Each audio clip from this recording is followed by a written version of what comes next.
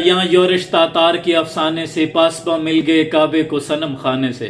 कुर्बान जाऊं अपने रब की बेनियाजी पर, वही तो फैसला करता है पत्थर के मुकद्दर का, किसे ठोकर पे रखना है और किसे अस्वद बनाना है। स्क्रीन पर आप जिस शख्स को इश्कबार आंखों के साथ हरम काबा के सहन में उम्रा की अदायगी करते हुए देख रहे हैं, ये मशहूर बरतानवी अरब पति ताजर डैनी लैम्बो है, जिन्होंने गुज़श्ता रोज इस्लाम कबूल कर लिया।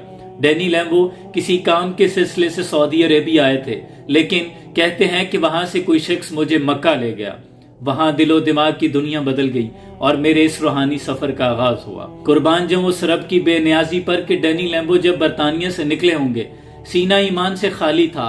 आप बरतानिया वापस जाएंगे तो सीने में ईमान की शमा रोशन होगी। गधा को बादशाह कर दे या बादशाहों को गधा कर दे, मेरे मालिक तू जब चाहे किसी को क्या से क्या कर दे। कभी कुआं, कभी मंडी, कभी फिर कैद में यूसुफ, कभी एक मिस्र का कैदी मिस्र का बादशाह कर दे। और मेरे अल्लाह की रहमत और नवाजिश देखिए शामी, कि मूसा लेने जाएं आग और पैगंबरी अता कर दे। डैनी लैम्बो बिजनेस डील करने गए थे, लेकिन अल्लाह के साथ डील करके वापस जा रहे हैं।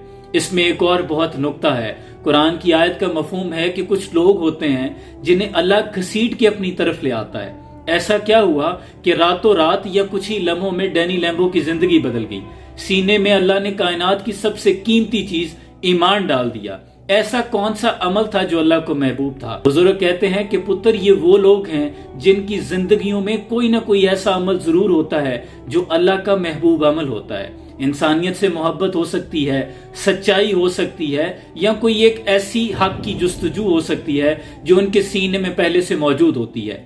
जैसे हमें बहुत मिसाल दी जाती है कि हज़रत शेख अब्दुल कादिर जिलानी रहमतुल्लाह अलैह ने एक चोर को पकड़ के कुतुब बना दिया, लेकिन बुजुर्ग कहते हैं कि पुत्र, वो चोर नहीं कुतुब ही था, लेकिन फंसा चोरों के बीच था।